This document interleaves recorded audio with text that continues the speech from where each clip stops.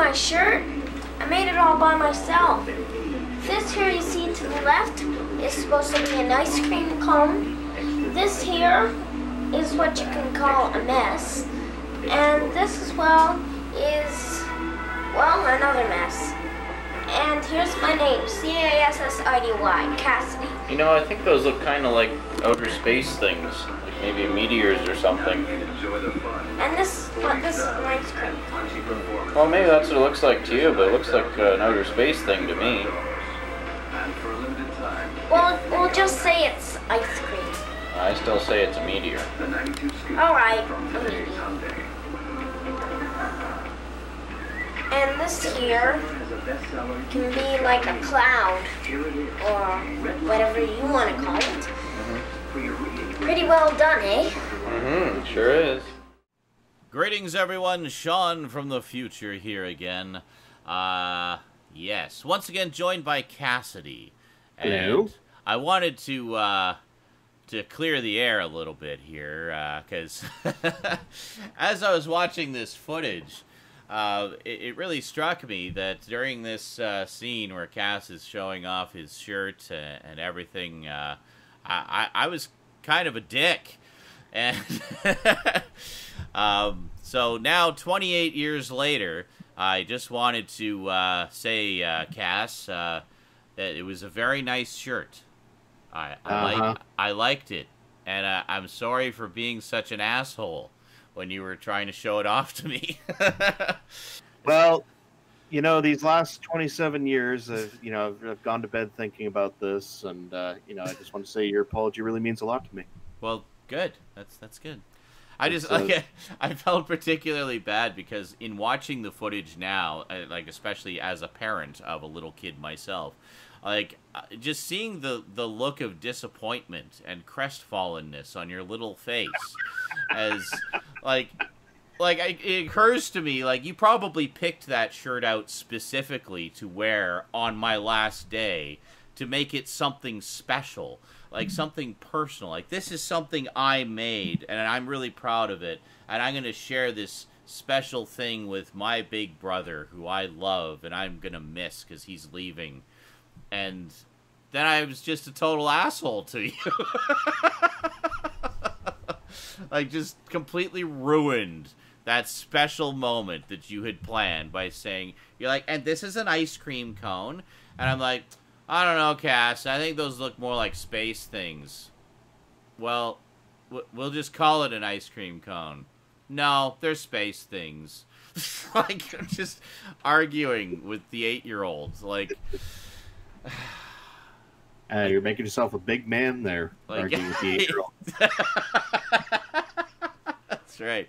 Like, what was I trying to accomplish? Like, but I don't know. I think you nailed it when we were just about to do this, and you said, I think it was just simply you were annoyed with me by that point after 2 weeks and just wanted to go home. Of course, the irony of it is I was going home to what turned out to be an even more hellish situation than I could have possibly imagined, and quite frankly would have been better off there with you guys.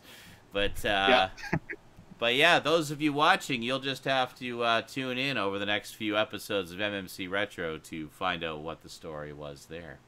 Yeah, I was just going to add, I mean, that's kind of what I always chalked it up to, and you can kind of notice that as you watch the footage, like chronologically, that Sean seems to get a little less and less enthused with my energy, I guess is the way to phrase it. Your limitless energy. That was the thing. I mean, I'll be the first to admit at this age, really at any age of my childhood, I was a handful. Yes. And, that sort of thing. So I could understand why I would kind of run on people's nerves after a while, even my close family. That's right. And also I think just, obviously you were 20 years old at the time, so you weren't really that far out of teenagehood. Yes, and that's kind of, true. Some of those tendencies and that. And also, I mean, just for anyone, I think 2 weeks, and you kind of wanted to get back to your home and your independence and, that sort of thing. So, it's totally understandable, but hella funny to look back on now. Yes, it is. If a little cringe-inducing, but I guess you can take it as some small revenge for all the cringe I gave you of all these I was clips just going of to say, we've young had you. 2 weeks worth of footage here of me cringing my guts out. So you need to at least have one where you do. There you go. So turnabout is fair play, and I'll say it again for the record. That was a really cool shirt, Cass. Well done. Yes, thank you. I actually remember this shirt a little bit. Do you? I think it was on a trip with Dad, actually, in Winnipeg, was where I had this shirt made. Okay. This was, I believe it was at the Forks in Winnipeg. Okay, I used to live near there. Exactly. For anyone who doesn't know, the Forks, it's the convergence of 2 rivers in Winnipeg, but there's a huge kind of outdoor-indoor market place built there. And it was one of my favorite places to go as a kid. There was some really neat restaurants where you could go, and there's lots of shopping, and it was all very airy and open and that. And so they had a display where you could make these shirts. I think tie-dye shirts were starting to get popular at the time. Okay. So this was sort of a take on it. Basically, you bought the shirt, and you could paint on it whatever you wanted, and then it went into a thing, like a big spinning machine, and it would spin it all into these cool designs and that. So, oh, neat. So I had picked all the colors for everything and just kind of painted it on the shirt. So I did kind of the big thing on the top and then the few little things on the bottom, Right. not knowing what it was going to look like when it came out of this thing. So it literally spun into the thing, and then it came out and into the sort of paint blotches as you see. Neat. And I was always really big on like one of those sort of like looking at the clouds and kind of making out what you can see with that. So that's why I love this shirt, because it was kind of up to my interpretation as to what everything was. That's right. And my interpretation was completely different. Your interpretation of what you thought it should have been. That's right. No, your artistic vision is wrong.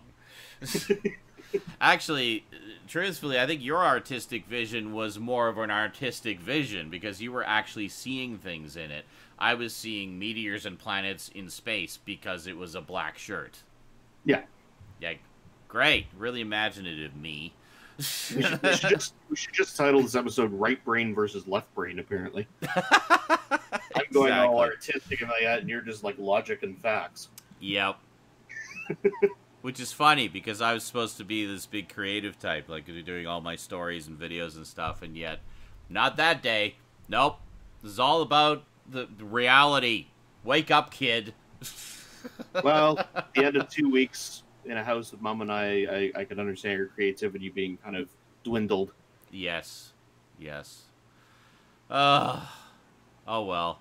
Anyway, thanks again for joining me, Cass. Glad to finally get that off my chest after all these years. I can sleep well now. I bet you that's been hanging around with you a lot over these last almost 3 decades. Well, only every time I watch this video. Well, you know what it actually is, though. You ruined my shirt showing.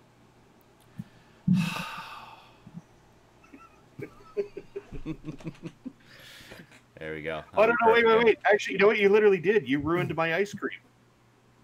Yeah, well, yes, your ice cream artwork. Yes. By not accepting it as ice cream.